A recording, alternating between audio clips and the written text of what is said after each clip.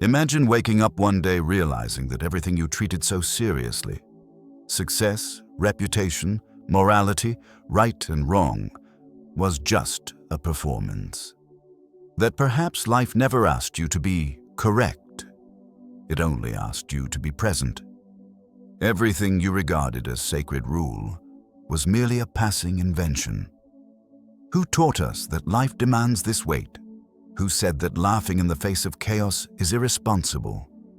Perhaps laughter is, precisely, the first sign of wisdom, and lightness, the greatest act of courage. We live in an era that idolizes seriousness. To be serious is to be respectable. Seriousness is adulthood, reliability, success. From early on, we're trained for this. To silence impulses, restrain laughter, meet expectations. Lightness is seen as frivolous. Those who laugh too much are fools, who doubt are immature, who dance are irresponsible. Yet there is something deeply odd in all this. Why must it take so much effort to be normal? Perhaps we live under an illusion, the idea that life demands this much weight. And what if we've been playing the wrong game? Nietzsche, the philosopher of the hammer, appears here as a broken mirror. A thinker unafraid to laugh at dogmas, defy customs, and provoke the culture of suffering. He believed excessive seriousness is a disguise, an elegant form of fear of freedom, of desire, of one's own human nature. Instead of temples and prayers, Nietzsche proposed dances and laughter. Instead of bowing to guilt, he invited us to create like artists intoxicated by life. It was necessary to kill the gods in order to let the human be born. Why are we afraid to laugh at our own existence? Could laughter, deep down, threaten the system? To laugh at life is to disobey. It is to say nothing is as fixed as it seems. It mocks gravity, topples authorities, upends truths. Laughter does not respect hierarchies. It destroys rituals, upsets orders. To laugh, as Nietzsche would say, is a Dionysian gesture, chaotic, free, creative. A gesture that returns to the human its power to be childlike again. Don't take life too seriously, he whispers through his books and fragments. Because maybe there is no cosmic tribunal awaiting our errors. Maybe there is no sacred manual we must follow to the letter. Maybe living is more like improvising a dance than marching in an army. And if so, what sense is there in carrying so much guilt? What holds us in the belief that life must be suffering, suffering well, suffering with dignity? Nietzsche doubts all that seriousness. He invites us to play with the absurd. Life, for Nietzsche, is not a straight road. It is a labyrinth, a spectacle, a drama with no fixed script. Thus, the attempt to render it stable, predictable, morally pure, is itself a tragic error. The world is neither just nor unjust. It just is. And facing that, what else can we do but dance? Laugh at attempts to control what cannot be controlled? Here, lightness is not escapism. It's lucidity. It is recognizing that the universe owes no one anything. And we, on this stage, are improvisers. We were taught that living seriously is a sign of maturity. But Nietzsche distrusted overly serious adults, perhaps because within them lies a kind of resentment, a hidden anger at life for not being how it should. The free spirit, however, does not demand that life conforms to its expectations. It receives life as it comes, dirty, contradictory, unpredictable, and, faced with it, laughs. Because it understands that resisting the flow is wasted energy. Better to flow, stagger, sing, better to laugh. Hence, this is not an invitation to shallow mockery. It is a call to tragic lightness. Nietzsche doesn't want you to flee pain, nor to ignore shadows, but to dance with them, not to take suffering as proof of worth, to transform the fall into choreography. After all, to laugh at one's own tragedy is not to deny its depth. It is to assert one's freedom, to become greater than it, to choose to be the artist of one's own disorder. And perhaps in all that lies life's greatest secret. Nietzsche saw in Western culture a silent pact with suffering. From ancient times, we've been taught that to suffer is noble, that renouncing desire is virtue, that guilt is consciousness. That view shaped religion, governments, even family relations. The morality of duty, largely inherited from Christianity, elevated sacrifice and scorned pleasure. The body became a prison, the flesh, sin, desire, something to be conquered. Life became the act of carrying a cross. And the heavier the cross, the more honored one would seem. But Nietzsche was a rupture. He declared, God is dead, thereby not only killing the idea of a supreme being, but shaking the entire moral edifice built upon that belief. He regarded religion as a system that domesticated life, weakened the human, substituted obedience for creativity. Christian morality, to him, was the morality of the weak, of the resentful who, unable to master the world, condemned it. One must abandon that burden and begin to live without hope of reward. The modern man, heir to this tradition, still carries guilt. Guilt for feeling pleasure, for failing, for desiring. Even unconsciously, he lives apologizing for existing. His seriousness stems from that repression. He does not laugh because he is constantly monitoring himself. His stern face is not strength, but disguised fear. Fear of being judged, fear of being free, fear of living outside the script. So he wears a moral costume that suffocates him, but gives the illusion of safety. Better to suffer with honor than to live with lightness. Nietzsche proposes the opposite. To live with lightness is to live with courage. It's to recognize there is no cosmic tribunal recording our every step. There is no divine ledger marking our mistakes. The universe does not function by reward and punishment. To live is to be thrown into the world, without map, without guarantees, without fixed destiny. And in that presence, what makes more sense? Carry life like a cross or dance it? Seriousness, in this context, is a neurotic cling to control. Lightness, a form of tragic intelligence. The culture of seriousness idolizes sacrifice. Work only has value if it is arduous. Love, if it is painful. Life, if it is hard. Joy becomes suspect. Pleasure, a sin. But Nietzsche questions all of this. Why is pain more noble than pleasure? Why is suffering proof of character? Perhaps we are merely perpetuating an old code, one that no longer serves us. Perhaps laughing, celebrating, playing is exactly what reconnects us with life. And laughter then ceases to be frivolous. It becomes resistance. The weight of life often comes from our attempt to make it a merit test, as though there were a prize at the end, as though suffering guaranteed salvation. But Nietzsche proposes there is no end, only the now, repeated infinitely. And in this now, all that matters is how you choose to live. You can carry life as a cross, always trapped in conflict with yourself. Or you can accept it as a stage where there are no rehearsals, only improvisation. And laughing becomes an act of courage. Thus, laughter becomes the breaking of guilt's enchantment. It is looking at oneself, with all one's flaws, vices, desires, and saying, "It's okay." There is no judge. There is no debt. There is no sin. There is only life beating. Nietzsche wanted the human who asks no pardon for existing, who refuses to bow before commandments but fashions his own values, who does not pretend to purity but dances with imperfection. A human who laughs, not out of ignorance but out of deep lucidity. Therefore, the mistake is not feeling pain, but idolizing it, making it a pedestal, living as though suffering is the only path to greatness. Nietzsche reminds us that life doesn't demand all this seriousness, that we can laugh at absurdity, err without guilt, love without fear, and that, in the end, it's not sacrifice that makes us human.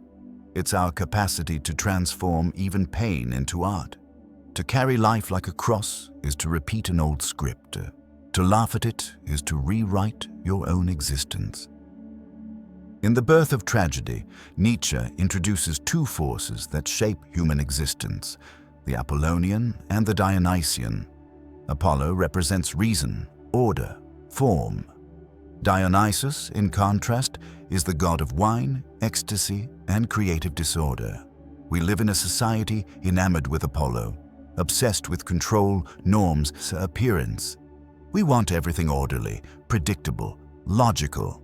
But life, by its very essence, is Dionysian. It is chaos, rhythm, pulsation. Those who take everything too seriously are trying to live in an Apollonian world that does not exist. The Apollonian strives for perfection. It calculates, analyzes, constructs molds. It lives to maintain facades. But real life escapes those forms. It bleeds, overflows, rages. Dionysus reminds us of that. He storms the stage, shatters norms, inverts roles. The Dionysian laughs at attempts to control, not out of irresponsibility, but out of seeing the illusion of rigidity. He does not fear chaos. He dances with it, because he understands that to create is to plunge into disorder and emerge with something new. Nietzsche believed the true artist is Dionysian, not one who seeks to please, but one who dares to create from vertigo, the artist who laughs at standards and invents his own forms. This laughter is not superficial.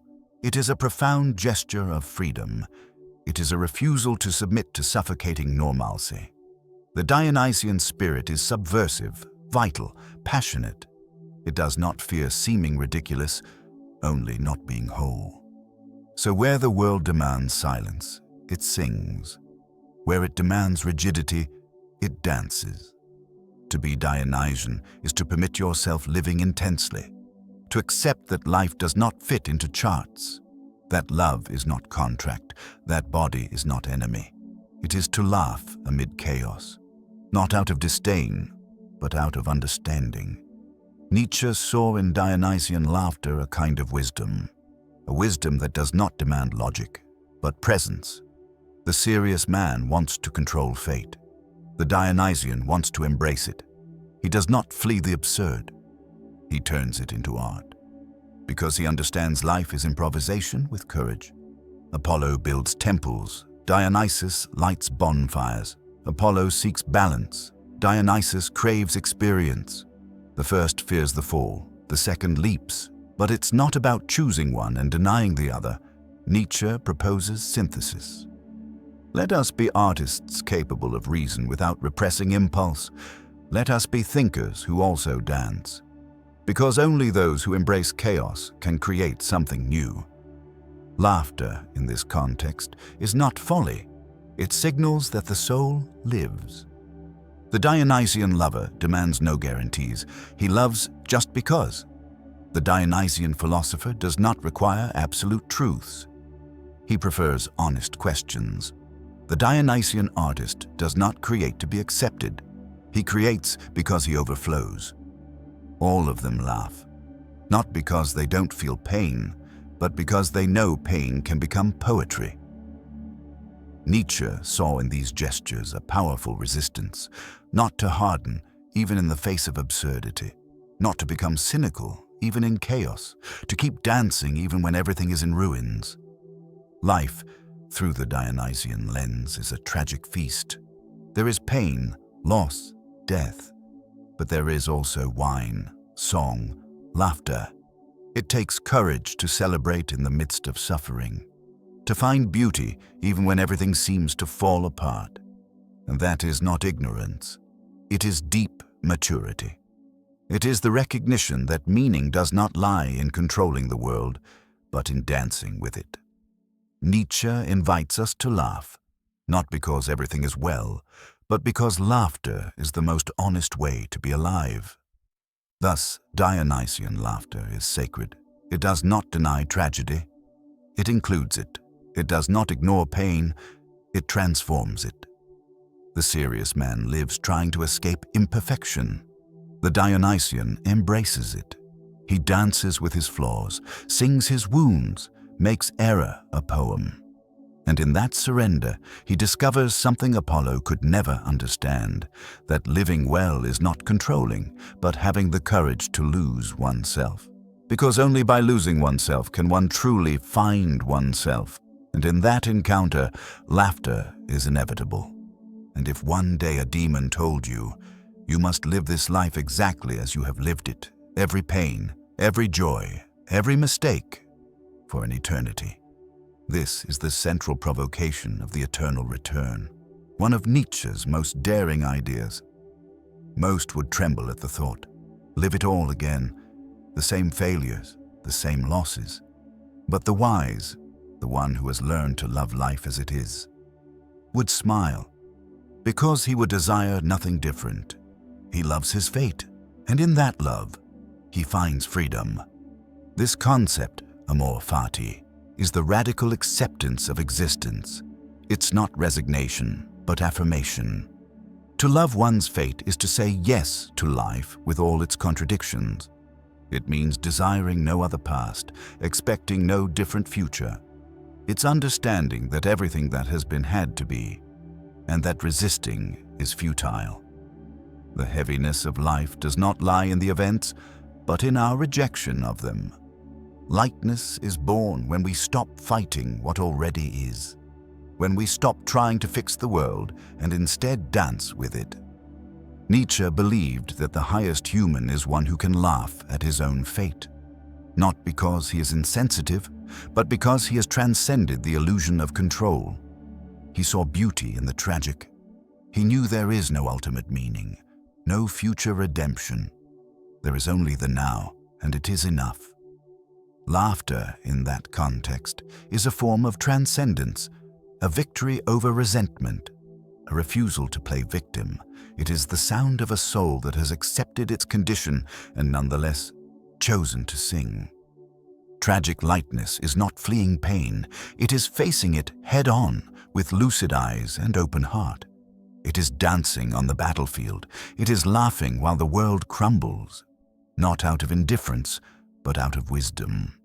Because he who understands eternal return knows everything returns. Pains and pleasures, meetings and losses, mornings and abysses. If everything returns, then the only possible response is to live in a way that is worth repeating. To live so that laughter arises even as tears fall. To carry life with lightness is not to stay on the surface. It is to dive so deeply into existence that even pain dissolves into understanding. It is to look back at mistakes without hatred, at past without regret. It is to recognize that all was necessary.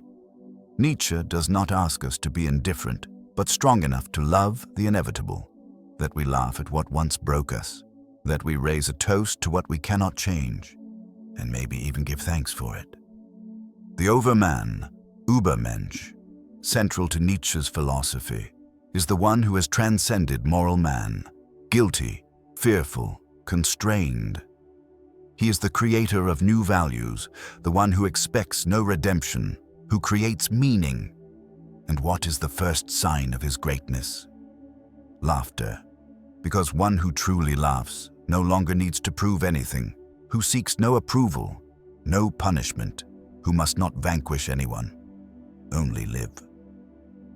The overman is light because he carries no dead weight. He does not flee the tragic. He transforms it into celebration. Eternity, for Nietzsche, is not in some future paradise, but in the deeply lived moment. In the gesture you would repeat without fatigue. In the love you would choose 1,000 times. In the act of dancing, even under storm. When you find that moment, that clarity, time ceases to be enemy. Laughter springs up as response, not because all is right, but because all is alive, because you understand that to be human is not to be perfect, it is to be whole. And laughter is the voice of that wholeness. Finally, to laugh at life isn't to mock it, but to honor it.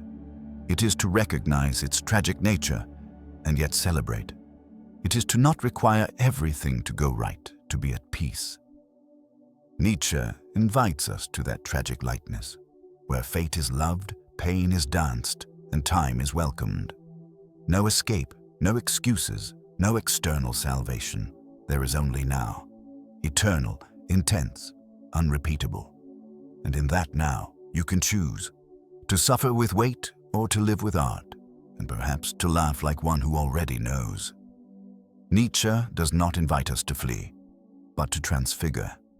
He does not ask us to deny pain, nor to pretend joy, but to face life head-on in all its contradiction and still say yes. That yes is the most radical gesture of a free spirit. It is the yes that dances while everything burns. It is the yes that transforms wounds into art, that makes anguish a stage and failure a song. To say yes to life is to refuse despair. It is to choose to create, even when everything invites giving up. There is something deeply revolutionary in laughing at tragedy, not because it leaves us unmoved, but because we choose not to be mere victims of it. Laughter here is not escape. It is transcendence, the gesture of the creator who refuses to be crushed by the seriousness of the world. Nietzsche believed life truly belongs only to those who have the courage to dance with it, and dancing is not denying the ground, but learning to move with it, to fall with grace, to rise with lightness. Life is not a burden. It is a flow. All excessive seriousness is born from fear. Fear of failing, of being judged, of having no value. And to mask that fear, we don solemn masks, fulfill rigid roles, follow rules we don't understand. But behind that seriousness, there is always a suppressed cry. The Dionysian spirit laughs, not out of disrespect, but out of freedom. It knows life cannot be controlled, fate is unpredictable, meaning fragile, and thus it chooses to dance, create, love, laugh. Nietzsche invites us to be artists of existence, not sculptors of certainties, but painters of chaos, creators who do not await ideal conditions to live, who make the moment their temple, who don't ask, is it worth it, but create something that is, who stumble, err, suffer, but not harden, and above all, who do not take themselves too seriously, because they know the world's weight is often illusion, that all we have is this fleeting moment, and it can be beautiful if we dare to dance. Tragedy is inevitable, but despair is a choice. Between rigidity and lightness, Nietzsche chooses lightness, the tragic lightness that does not deny pain, but transforms it. That laughs at absurdity not out of ignorance, but out of lucidity. That needs no promises nor rewards, because it has already found in the act of living its sufficient reason, and in that laughter there is more wisdom than in 1,000 sermons, because it is born of the courage to be whole in the world without apology. Life is a tragic and divine game, a theater without a fixed script where we are simultaneously actors and authors, and the stage, though unstable, is sacred. To laugh on it is the most honest gesture. It says you accept risk. You know all can collapse, and yet you choose to dance.